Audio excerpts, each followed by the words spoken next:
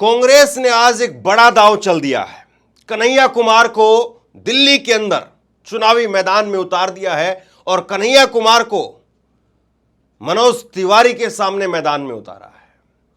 आप बताइए कि कन्हैया कुमार मनोज तिवारी को पटकनी देने में कामयाब हो पाएंगे कि नहीं? क्या मनोज कुमार को हरा करके कन्हैया कुमार इस बार लोकसभा में पहुंच रहे हैं? सबसे बड़ा सवाल यह है, देश भर में इस बार के चुनाव में 2024 के चुनाव में जो 24 बड़ी हॉट सीट है, उनमें से आज एक बड़ी हॉट सीट बन गई है दिल्ली की नॉर्थ ईस्ट की सीट। और इस सीट पर अब मुकाबला होगा कन्हैया कुमार वर्सेस मनोज तिवारी। और इसमें कोई डाउट नहीं है कि कन्हैया कुमार बहुत मजबूत प्रोफाइल वाले नेता हैं। उनको सिद्ध करना है, उनको दिखाना है कि वो वोट भी हासिल कर सकते हैं। और ऐसा नहीं है कि उनके लिए चांस नहीं है या समीकरण नहीं है, खूब चांस भी हैं और खूब समीकरण भी हैं। दिल्ली के अंदर बिहार का एक बहुत बड़ा वोटर है जो दिल्ली में है, और ऐसे में मनोज तिवारी का एकमात्र सीट ऐसा था जो बीजेपी ने रिपीट किया, सिर्फ एक मनोज तिवारी का सीट। बाकी 6 की 6 सीटें बीजेपी ने हटा दी, बाकी 6 के 6 सीटें बीजेपी ने उनके टिकट काट दिए, सिर्फ एक मनोज तिवारी को टिकट दिया गया। और आज मनोज तिवारी के सामने कन्हैया कुमार को उतार करके कांग्रेस ने क्या वाकई मैदान मार लिया है, या अभी भी मनोज तिवारी को हराना कोई दूर की कौड़ी है? सवाल यह है। हालांकि वैसे जमीन पर बात करें, पिछली बार 2019 के लोकसभा चुनाव की बात मैं करूं तो दिल्ली के अंदर जिन गांवों को मनोज तिवारी ने गोद लिया था, उन गांवों की ग्राउंड रिपोर्टिंग मैंने की थी। गोद लिए गांवों के अंदर भी गुस्सा था, लेकिन यह सच्चाई भी है कि वो जीत भी गए। लेकिन क्या इस बार मनोज तिवारी के सामने एक और दूसरे पॉपुलर नेता कन्हैया कुमार को जो उतारा गया है, कन्हैया कुमार की देखिए आप पॉपुलैरिटी में मनोज तिवारी के मुकाबले अगर आप कंपैरिजन करेंगे तो दोनों बराबर के हैं। कन्हैया कुमार ऐसा लगता है कि पॉपुलैरिटी के हिसाब से आप देखेंगे तो युवाओं के अंदर और लोगों के अंदर पॉपुलैरिटी के मामले में मनोज तिवारी से कहीं ना कहीं 21 ही पड़ेंगे, क्योंकि एक चेहरा है जो लगातार 10 साल से लोग देख ही रहे हैं। मनोज तिवारी का चेहरा लगातार 10 साल से लोग देख ही रहे हैं, तो कहीं ना कहीं एंटी इनकम्बेंसी हो भी जाती है। और एक नया चेहरा आया है कन्हैया कुमार।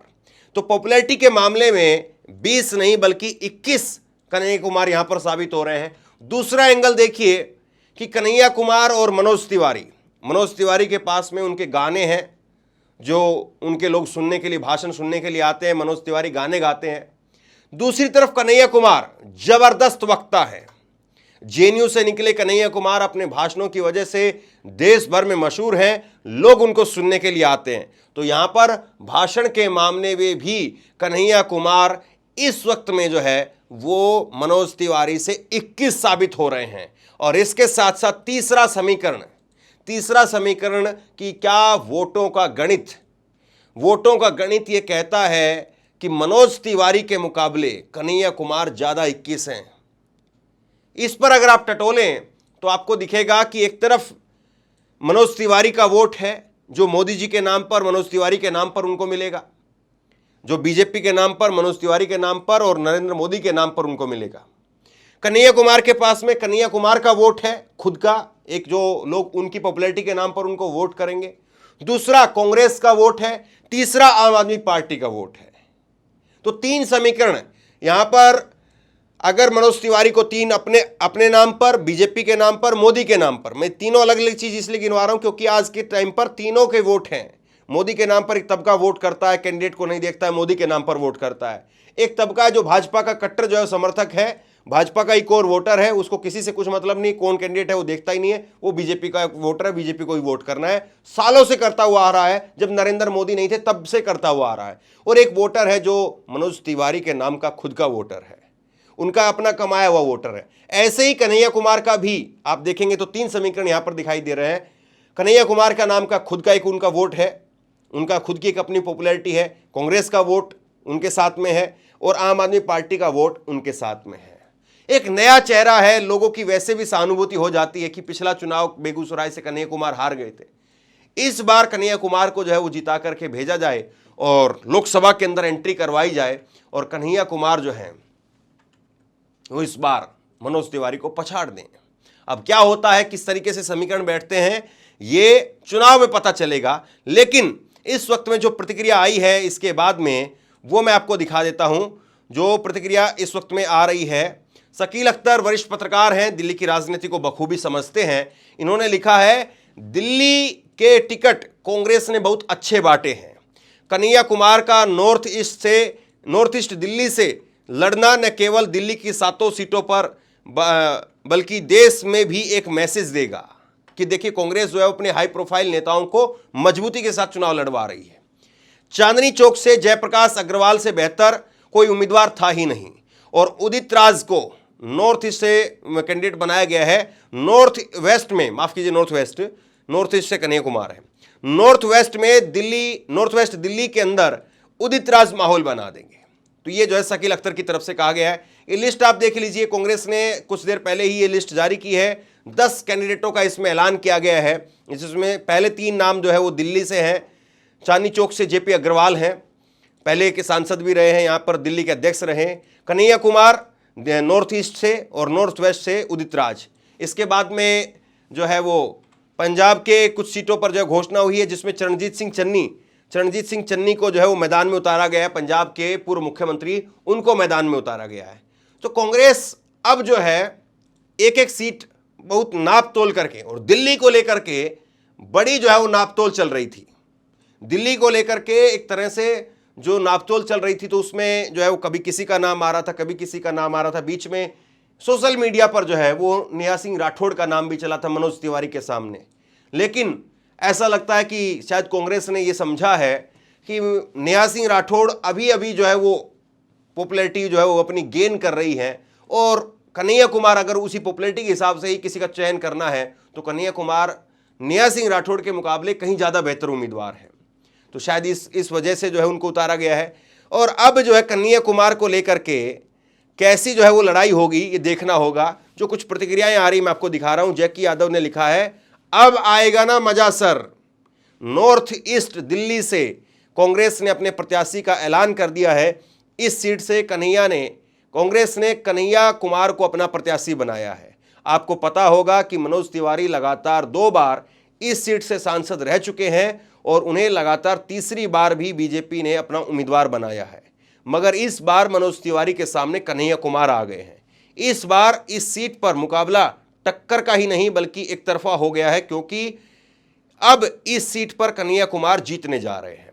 तो खैर अभी चुनाव बाकी है, वोटिंग बाकी है, अब देखना यही है कि होता क्या है। लेकिन लोग उत्साहित हैं, इसमें कोई जो है शक नहीं है। लोग उत्साहित हैं और कहीं ना कहीं कांग्रेस को ऐसे मैसेज देने की जरूरत है। कांग्रेस को ये बताने की जरूरत है कि देखिए साहब, हम पूरे दमखम से लड़ रहे हैं, हम पूरी ताकत झोंक करके लड़ रहे हैं और एक एक सीट पर जान लड़ा देंगे। और ऐसे ही जब आप मैसेज देंगे तो वर्कर भी चार्ज होगा, कार्यकर्ता भी चार्ज होगा, घरों से निकलेगा, लड़ेगा, वोट डलवाएगा। और अगर आप कैंडिडेट ही ढंग के नहीं देंगे तो केवल रैलियों से या केवल भाषणों से या केवल राहुल गांधी से बात नहीं बनने वाली है। कैंडिडेट भी आपको अच्छा देना पड़ेगा, भाषण भी आपको जोरदार करने पड़ेंगे, रैलियां भी आपको जोरदार करनी पड़ेंगी, राहुल गांधी को भी और मेहनत करनी पड़ेगी, क्योंकि आपका मुकाबला बीजेपी से है।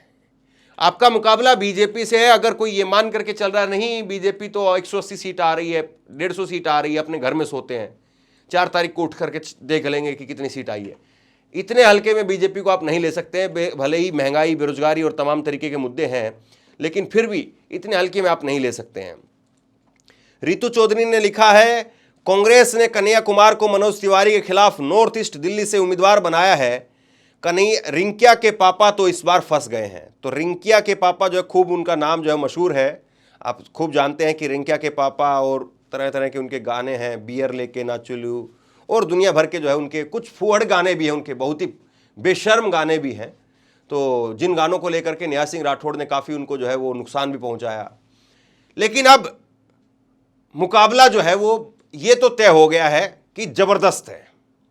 कन्हैया कुमार और उनके सामने, देखिए कन्हैया कुमार के सामने भी चुनौती है। एक चुनाव हार चुके कन्हैया कुमार बेगूसराय का, दूसरा चुनाव इस बार बड़ा प्रोफाइल है। ऐसा नहीं है कि उनके पास में जीतने के चांस नहीं हो, बहुत चांस है, बहुत अच्छे समीकरण उनके लिए है, बहुत तस्वीर जो है वो बदलने का उनके पास में मौका है। और अगर कन्हैया कुमार यहां पर हार जाते हैं तो फिर कन्हैया कुमार के लिए अपने आप में एक बड़ी मुसीबत खड़ी हो जाएगी।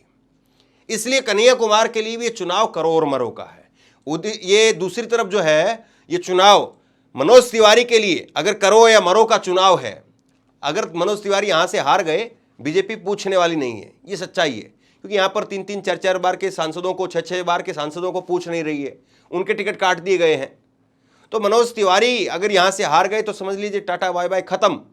और यहां पर अगर कन्हैया कुमार हार गए तो कन्हैया कुमार भी आप ये मान करके चलिए कि फिर उनके जो विरोधी हैं, चाहे वो कांग्रेस पार्टी के भीतर के लोग हैं या बाहर के लोग हैं, वो ये कहेंगे कि देखिए भाषणों से ज़्यादा जो है इनकी पकड़ नहीं है, भाषण ये दे करके तालियां बजवा सकते हैं, वोट नहीं ला सकते हैं। फिर उनके विरोधियों को ये कहने का मौका मिल जाएगा और कन्हैया के लिए मुसीबत खड़ी भी हो जाएगी। इसलिए कन्हैया के पास में भी इस चुनाव में पूरी ताकत झोंक करके अपने आप को साबित करने का ये मौका है। मैं एक आपको कन्हैया कुमार का बयान दिखा रहा हूं।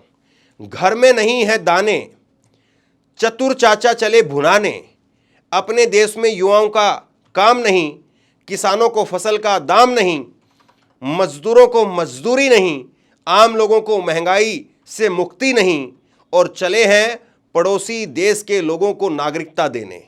चुनाव से ठीक पहले नागरिकता कानून लागू करने की घोषणा नागरिकता बचाने के लिए नहीं बल्कि कुर्सी बचाने के लिए किया गया है। फिर 400 सीट ला करके संविधान बदलने का प्लान भी तो लागू करना है। दरअसल इनको कुछ करना नहीं है, बस माहौल बिगाड़ना है। कीचड़ फैलेगा नहीं तो कमल कैसे खिलेगा, ये इन्होंने लिखा है। कन्हैया कुमार इसमें कोई शक नहीं है कि बेजोड़ बोलते हैं। इंटरव्यू में शानदार बोलेंगे, भाषण में शानदार बोलेंगे। कोई बात अगर तर्क देकर के काटनी हो तो उसको भी शानदार तरीके से काटते हैं। अब मनोज तिवारी के सामने समस्या यह है कि मनोज तिवारी अपने आप को कैसे यहां पर बचाएंगे। एक छोटी सी झलक आप देख लीजिए, किस तरह से जो है वो हिंदू मुस्लिम, महंगाई, बेरोजगारी, हर चीज को बड़े शानदार ढंग से कन्हैया कुमार गढ़ करके जो है वो बोलते हैं। और ऐसे में बीजेपी तिवारी क्या वाकई फंस गए हैं? सुनिए। के ऊपर आपने भरोसा किया कि ये हमारी रक्षा करेगा, वो आपको आपस में लड़ाना शुरू कर दिया। आप मुझे बताइए कि जब पेट्रोल 100 रुपए लीटर बिकता है तो इससे हिंदू सुरक्षित होता है कि असुरक्षित होता है? जब देश में महंगाई 45 साल में सबसे ज्यादा है, बेरोजगारी सबसे ज्यादा है, जब डॉलर के मुकाबले रुपया अपने सबसे निचले स्तर पे चला गया है, तब हिंदू सुरक्षित होता है कि असुरक्षित होता है? अब जिस तरीके से कन्हैया कुमार जिस अंदाज में हमला करते हैं, जिस अंदाज में वो अपने विरोधी के ऊपर झपटते हैं, डरते नहीं हैं। संबित पात्रा को एक बार कह दिया था कि मोदी होंगे तुम्हारे बाप, देश के बाप नहीं है। अडानी हो, मोदी हो, अंबानी हो, किसी के खिलाफ भी कन्हैया कुमार की जो धार है, उनकी जो आवाज है, वो कमजोर नहीं पड़ती है।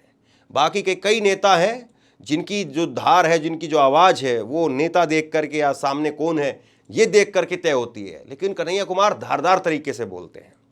नौजवान से लेकर के बुजुर्ग तक अपनी बात को उन्हीं की अंदाज में, उन्हीं की भाषा में कहने की जो है वो क्षमता रखते हैं।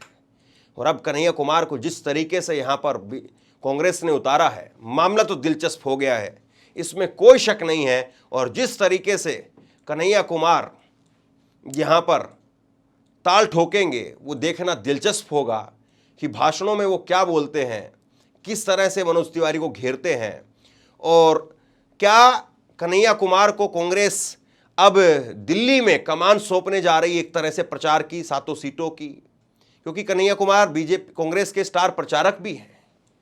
और अगर कन्हैया कुमार यहां पर जीत गए तो समझिए कि दिल्ली के अंदर उनका कद, दिल्ली कांग्रेस के अंदर उनका कद बढ़ जाएगा। एक वक्त में केजरीवाल के सामने चेहरे के तौर पर भी जो है वो प्रोजेक्ट किया गया कि कन्हैया कुमार जैसा कोई तेज तर्रार नेता लेकर के आना चाहिए, लेकिन अगर जीतेंगे तो समझिए कि कन्हैया के नंबर बढ़ेंगे, और अगर कन्हैया नहीं जीते तो फिर उसके बाद में कन्हैया के लिए भी मुसीबत खड़ी हो जाएगी। अब सवाल यही है कि ये चुनाव किस तरह से होने जा रहा है और इस चुनाव में क्या रंग देखने को मिलेगा, लेकिन रोमांच तो भरपूर होगा और ऐसे ही चुनाव होना चाहिए, कांटे का टक्कर हो, दमखम जो है दोनों तरफ से दिखे और मतदाताओं को जो है खूब अच्छा सुनने को मिले। और इस बार मनोज तिवारी डिफेंड करते हैं या अटैक करते हैं, ये देखना होगा, और उसका कन्हैया कुमार कैसे रिप्लाई करते हैं, काउंटर कैसे करते हैं, ये उससे भी बड़ी जो है वो देखने वाली बात रहेगी। बहरहाल आप क्या सोचते हैं कन्हैया कुमार को लेकर के? क्या कन्हैया मैदान मारने जा रहे हैं या कन्हैया कुमार अभी भी जो है वो तिवारी के सामने, मनोज तिवारी के सामने हल्के हैं? आपकी राय क्या है? नीचे कमेंट बॉक्स में अपनी राय लिख करके जरूर बताएं। इस वीडियो को खूब शेयर करें, लोगों तक पहुंचाएं, और इसी तरह की तमाम खबरों के लिए ऑनलाइन न्यूज़ इंडिया को सब्सक्राइब करें। साथ में जो बेल आइकन है, घंटी है, उसको जरूर दबाएं, ताकि जैसे ही कोई खबर अपलोड करें उसकी नोटिफिकेशन सीधे सबसे पहले आपको मिल सके। अगर ये वीडियो फेसबुक पर देख रहे हैं तो फेसबुक पर हमारे पेज को लाइक करिए, फॉलो करिए और इस खबर को शेयर करिए। आपका बहुत बहुत धन्यवाद।